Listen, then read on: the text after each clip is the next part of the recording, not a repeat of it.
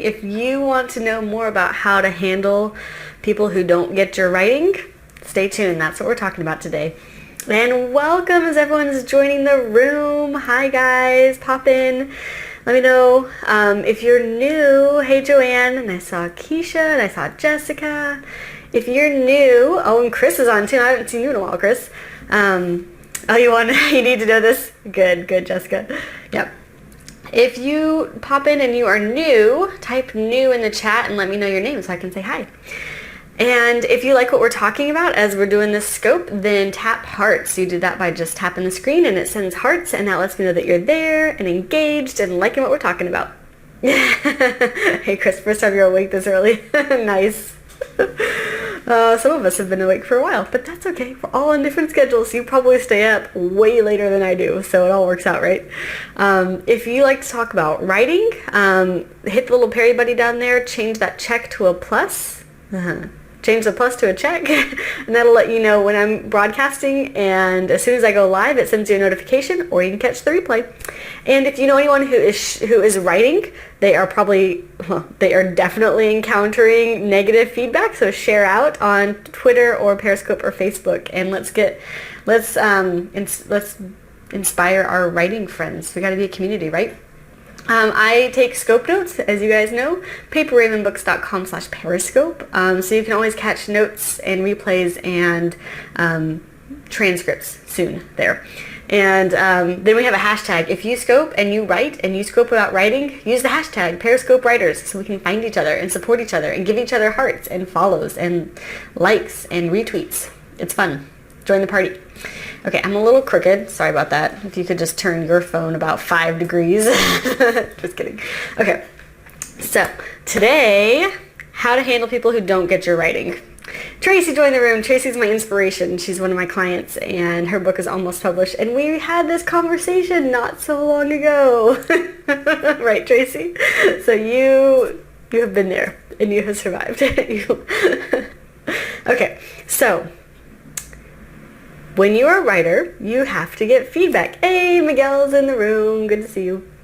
Okay, when you write stuff, you have to get feedback. There's no way around it. I'm sorry. Your writing cannot live in a bubble. Your writing is not meant to live in a bubble.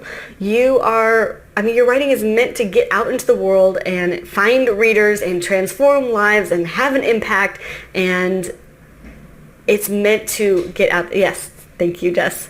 Periscope Writers. So you have to get in the habit, and the earlier the better, get in a habit of having other people read your writing. And you do have to be a little bit careful. For instance, if you are brand new to writing and you've written like one chapter and you're really nervous about it, don't share it on Facebook. Like, that's just not a good idea. Don't do that. Oh, Joanne says it's hard when it's so personal. Yeah, especially if you're writing a really personal story, then I do recommend that you go ahead and write a draft. Write a first draft and revise it, edit it, until you feel somewhat comfortable. You're always going to feel a little bit raw and vulnerable sharing your writing, but get to a good place.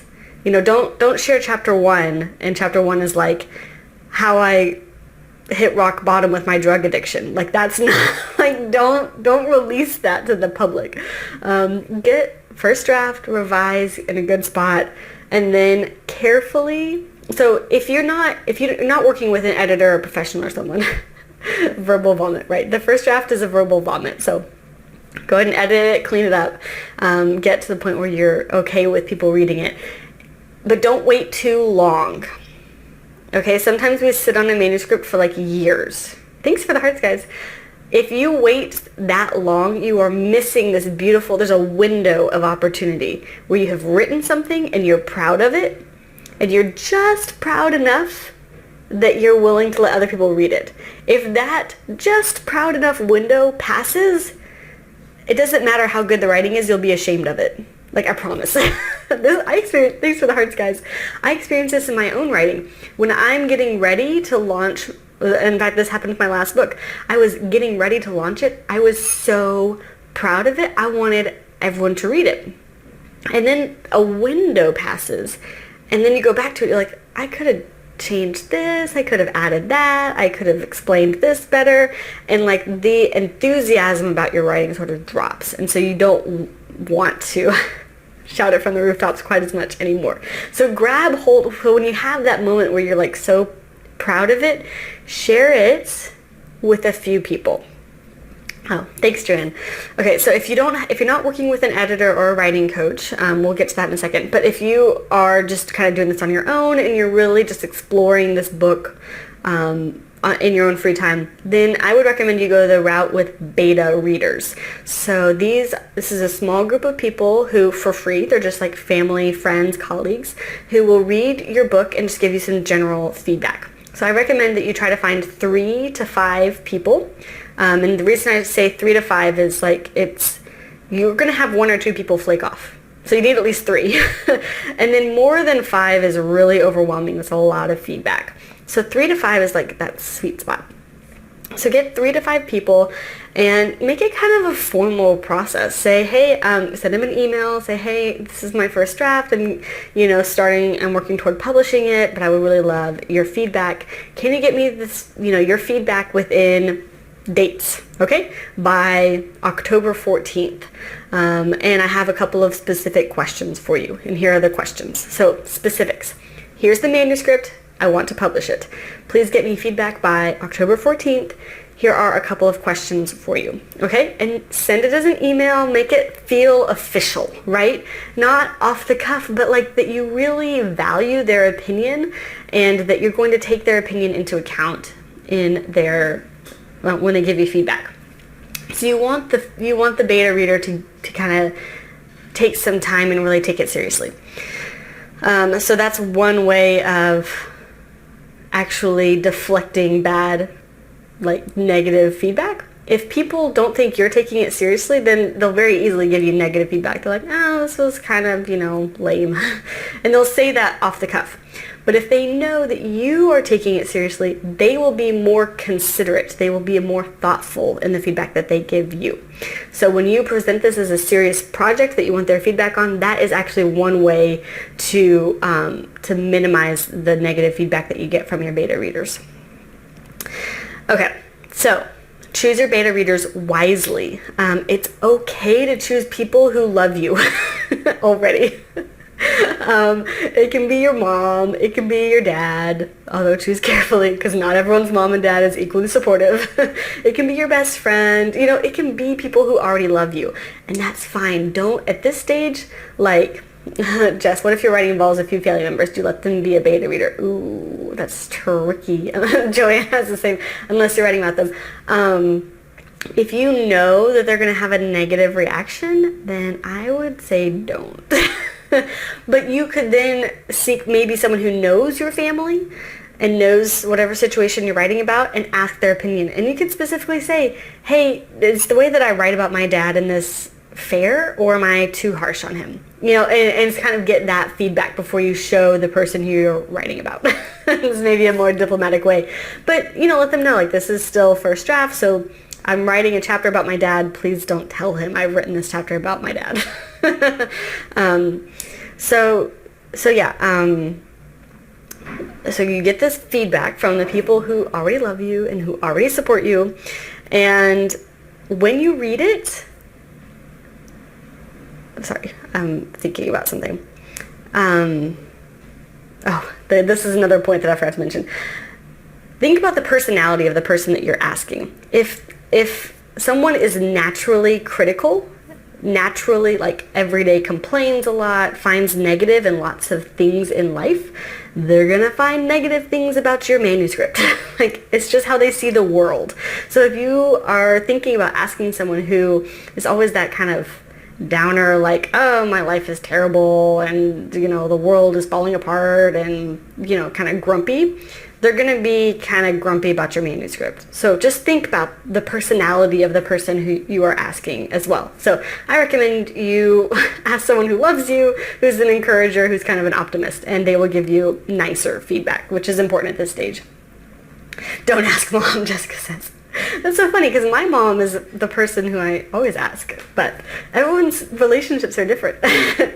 Tracy says, don't ask my dad. Totally legitimate. Okay. when they give you the feedback, do not take it personally. This is not about you. This is not about your relationship. More than likely, they think they are helping. More than likely, they think they are going to help you improve this manuscript because they're going to point out a couple of major flaws, and once you fix those, the book will be better. That's probably what they're thinking. Even if what they actually say is, you repeat yourself a lot and this is really boring. What they really want is to help you. So don't take it personally. They're not saying that you are a boring person. They're just trying to help your manuscript be a little bit better. Chris says also good to help someone who reads your genre, right? Yeah, I would say if you have a pretty niche book, well, actually, you know what? I think you're right. So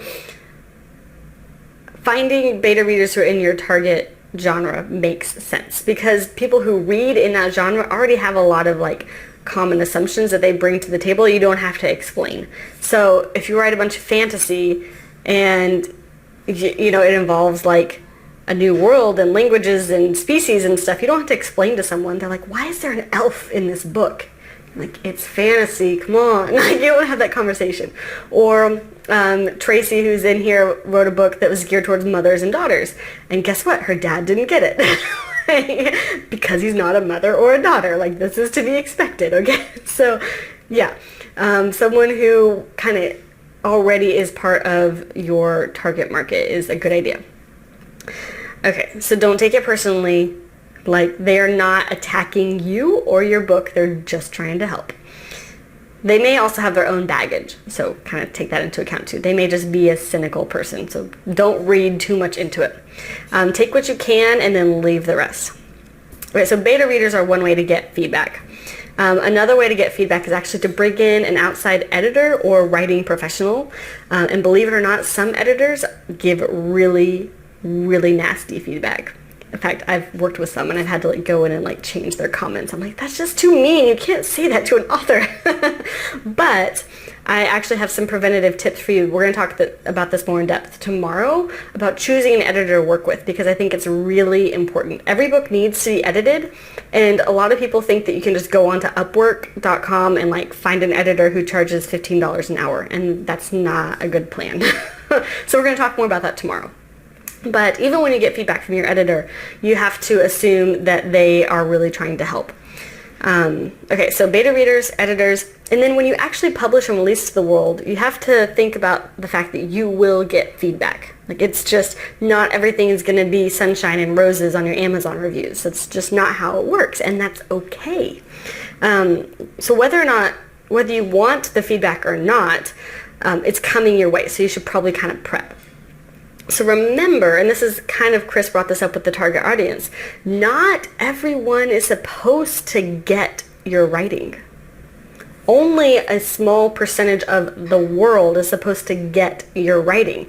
So if you're writing for someone who has very specific life experiences, like I think Joanne's is about adoption, if I remember correctly, there are people who will get that world.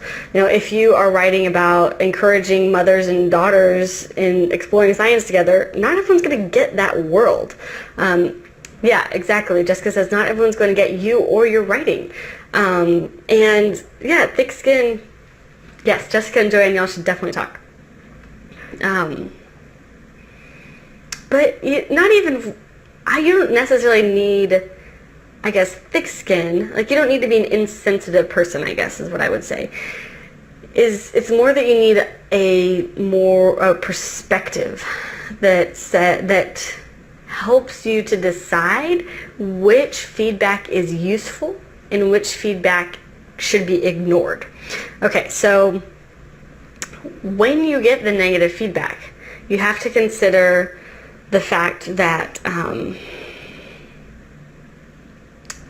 sorry, I'm kind of thinking this a little bit. Tracy said, I got some crazy feedback with cover design contest too, as soon as I put the idea out there. Yeah, and so I think one of the first things you have to do is really distance yourself from the book. So even though the book is a creation from you, like it came totally 100% from you, when people have opinions about the book, it is truly about the book. Okay, so separate yourself from your art a little bit. So that's kind of what I mean about perspective, is just recognizing that when people give that feedback, it literally is about the books that are in that cover, bound in, together in this form that is book. Right? It is not about you, and you have to create that distance. You also have to have enough distance to see who is giving the feedback. If you write for CEOs in corporate America transitioning careers, and a stay-at-home mom starts, bad-mouthing your book, you gotta be like, okay, I understand, but this book is not for you. And so you have to decide to discount that feedback. And I guess the last thing I would say is that you shouldn't feel the need to engage, to defend, to prove the other person wrong. So if someone gives you feedback and says, I really thought that chapter 3 was boring, you don't have to go back to them and reply and say, you know what, well, it's not boring for all of these reasons. Don't do that. That's a total waste of time and energy. And this is what I want you to walk away with. Your energy, your motivation, your enthusiasm is absolutely the most precious resource that you have as a writer. Your own momentum is the only thing that's going to keep you writing your book. And so you better be really careful about where you put your energy. And if someone is giving you a lot of negative feedback, you got to learn how to just ignore it and not waste even an iota of energy. I don't know if iota is the right word, but it feels right. An iota of energy toward that person. You got to cut it off, isolate it, put it in its own little box, and shove it away. It is not in your world. Take what valuable feedback you can from that person. If they point out something wrong with chapter 3, say, okay, noted. Go review chapter 3. But all of if there is, especially this happens with Amazon reviews or blog comments, if there's any cussing or name calling, you put that stuff in a box and you push it away because it's not worth you wasting any of your most precious resource, which is your own motivation. So when you put your work out into the world, which you will have to do, and I encourage you to do because it is the reason you are a writer, is to put your work out into the world to affect and transform lives. You're going to get feedback. You're going to get feedback hopefully in a beta reader stage. If you don't show it to anyone before it publishes, you're asking for a heck of a lot of trouble. Show it to someone before you publish. Someone, please. There are way too many people out there who would just cram it, turning out an ebook in a week and putting it on Amazon and getting terrible reviews. That is totally avoidable. Let someone into your book before you publish it, whether it's through beta readers, whether it's through an editor, someone. Get that feedback in the earlier phases, and then expect to get feedback once it's published. And it's going to happen. Just be ready. Put on your armor. People cuss on Amazon reviews, mostly blog comments. Yeah, they do have too much time on their hands, that is true. Or in emails, they'll find your email and send you emails. I'm like, really? Have I offended someone so much that they feel the need to track down my email to send me this nasty letter about how it's not a good idea to encourage writers? I'm like, okay, I have no idea where you're coming from. Put that in a box and show it away. But when you get this negative feedback, take what little bits you can. Recognize that not everyone is supposed to get your writing. It's not supposed to be. If you're talking to a specific genre, other genres are not going to get you. And then preserve your own energy and motivation. So I hope that's helpful for you guys.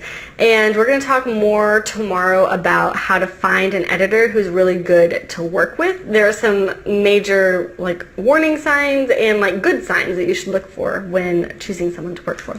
Thank you guys for all the hearts and the comments. I really hope this was helpful, and I will catch you guys tomorrow. Thanks, Miguel. Okay, you know where to go. paperravenbooks.com/periscope to catch notes, replays, transcripts. Thanks, Joanne. And if you do a scope, #Periscope Writers. Okay, bye guys. And feel free to catch me on Twitter later, @MorganGMac. Thank you, bye.